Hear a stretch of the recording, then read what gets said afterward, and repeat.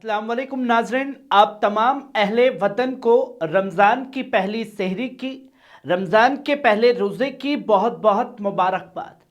नाज़रीन, आज middle east की 14 बड़ी खबरों को लेकर के मैं आप लोगों के सामने हाजिर हूं, जहां आधी रात को हुर्मुज में काफ़ी हलचल देखने को मिली है।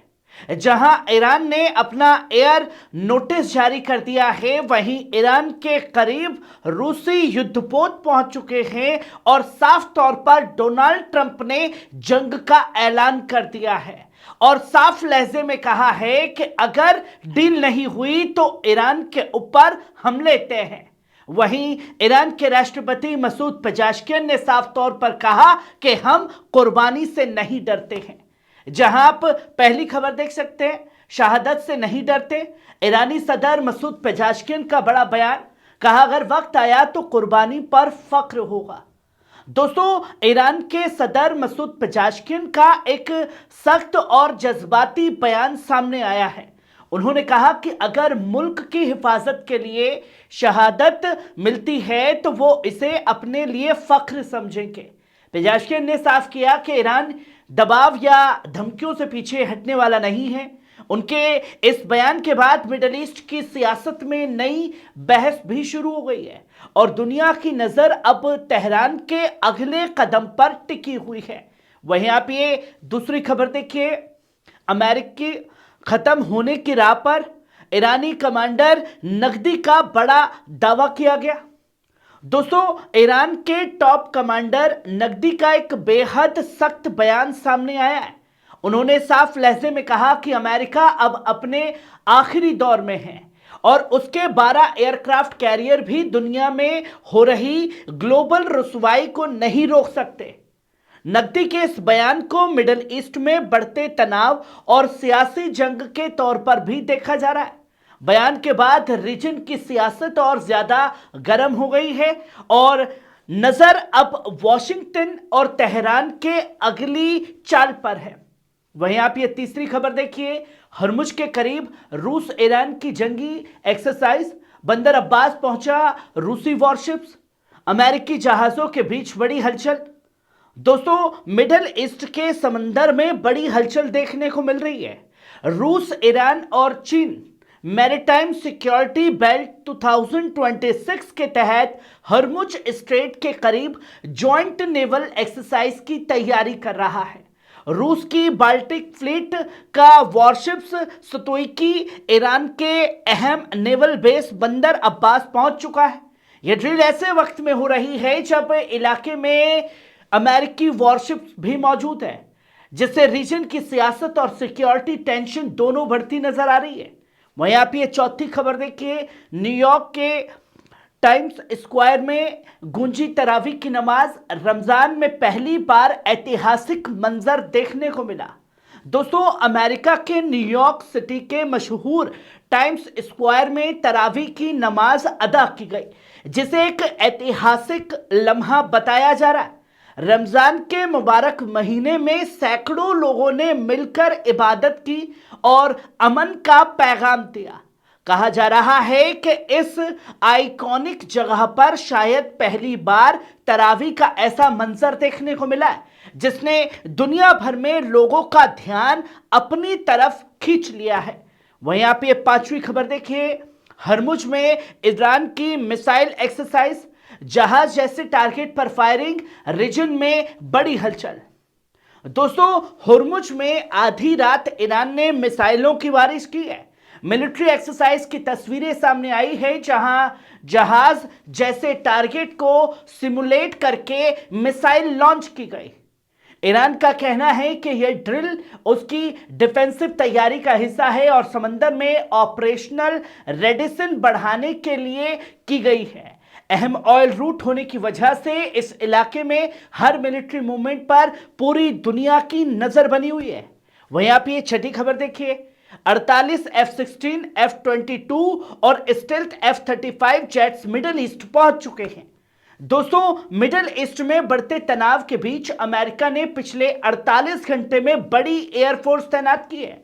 रिपोर्ट्स के मुताबिक 48 F-16 fighter jets 12 F-22, 18 stealth F-35 wax निगरानी जैसे दर्जनों एयर रिफ्यूलिंग टैंकर इलाके में भेजे गए हैं।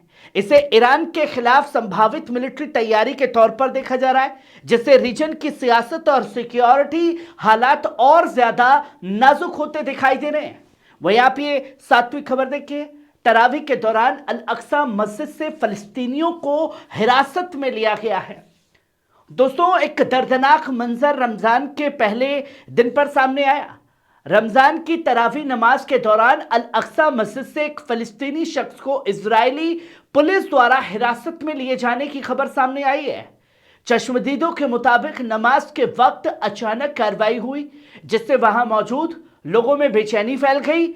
इस वाकये के बाद यरूशलेम के हालात पर फिर सवाल उठ रहे हैं और रीजन में तनाव बढ़ने की आशंका भी जताई जा रही है। वहीं आप ये 8वीं खबर देखिए। जेनिन के अराबा में फायरिंग का दावा, घायल फलस्तीनी जमीन पर गिरा, इलाके में तनाव और खौफ का माहौल है।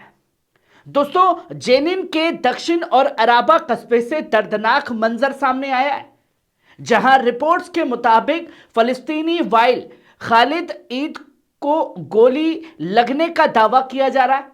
वीडियो में वो दर्द से चिल्लाते हुए जमीन पर गिरते नजर आए।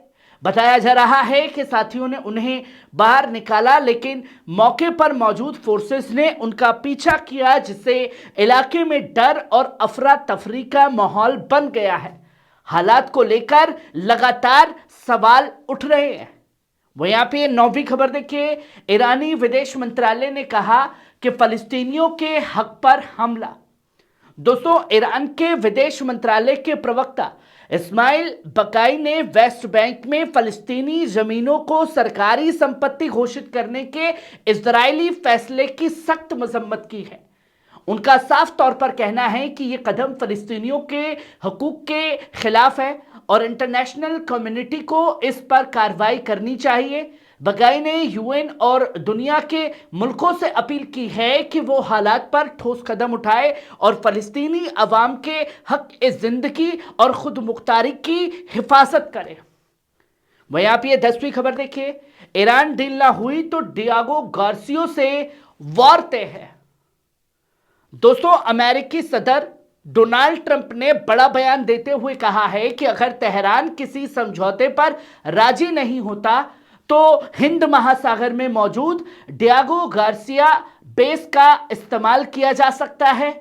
ट्रंप के इस बयान को ईरान पर बढ़ते दबाव और मिलिट्री ऑप्शंस के तौर पर देखा जा रहा है। बयान के बाद मिडिल ईस्ट की सियासत और गर्म हो गई है और दुनिया की नजर अब अगली डिप्लोमेटिक चाल पर भी टिकी हुई है। वहीं आप ये 11वीं खबर देखिए। ईरान का एयर नोटिस जारी। दोस्तों, ईरान ने A060526 एयर नोटिस जारी करते हुए 19 फरवरी को प्लान्ड मिसाइल एक्टिविटी की जानकारी दी है। इस नोटिस के मुताबिक सुबह 3:30 बजे से लेकर 1:30 बजे दोपहर तक दक्षिण ईरान और हुर्मुज स्ट्रेट की तरफ जाने वाले एयर कॉरिडोर में अस्थायी फ्लाइट्स पाबंदी रहेगी। इसे सिक्योरिटी एहतियात के तौर पर देखा जा रहा है, जिसे रीजन में मिलिट्री हलचल और सियासी टेंशन दोनों बढ़ते नजर आ रहे हैं। वहीं आप ये 12वीं खबर देखिए। व्हाइट हाउस का बड़ा दावा। दोस्तों, व्हाइट हाउस की तरफ से बयान आया है कि अमेरिका की पिछली कार्रवाई ने ईरान की न्यूक्लियर फैसिलिटीज को बड़ा नुकसान पहुंचाया। साथ ही यह भी कहा गया कि सदर डोनाल्ड ट्रंप अब भी ईरान के साथ मसले को डिप्लोमेटिक तरीके से हल करने को तरजीह दे रहे हैं। यानी एक तरफ सख्त रुख तो दूसरी तरफ बातचीत का रास्ता खुला रखने की कोशिश दिखाई दे रही है। वहीं आप ये 13वीं खबर देखिए। बीजिंग मॉस्को की इंटेलिजेंस छतरी में ईरान मजबूत हुआ। दोस्तों, एक analytical website middle east monitor की रिपोर्ट में दावा किया गया है कि चीन और रूस की इंटेलिजेंस सपोर्ट के चलते तेहरान पहले से ज्यादा मजबूत पोजीशन में आ चुका है। रिपोर्ट्स के मुताबिक अगर अमेरिका बातचीत का रास्ता छोड़ता है तो उसे अब पहले वाले नहीं बल्कि बदले हुए और तैयार ईरान का सामना करना पड़ सकता है। इस दावे ने मिडल ईस्ट की सियासत में नई बहस को भी जन्म दे दिया है। वहीं आप ये 14वीं खबर देखिए, ईरान पर जंग के खिलाफ तुर्की। एर्दोगान बोले मिलिट्री एस्केलेशंस से रीजन में बढ़ेगी बेअमनी। दोस्तों, तुर्की के सदर रजब तैयब एर्दोगान ने कहा है कि ईरान को निशाना बनाकर कोई भी जंग किसी के हक में नहीं होगी। उन्होंने साफ किया कि तुर्की ईरान में मिलिट्री दखलंदाजी का मुखालिफ है और ऐसे कदम पूरे इलाके में बेअमनी और अस्थिरता बढ़ाएंगे। एर्दोगान का यह बयान मिडल ईस्ट में बढ़ते तनाव के बीच अहम सियासी पैगाम के तौर पर भी देखा जा रहा है। नाज़रीन, ये थी आज की मिडल ईस्ट की 14 बड़ी अहम खबरें। आपको कैसी लगी कमेंट बॉक्स में आकर के अपनी राय जरूर दीजिएगा। शुक्रिया।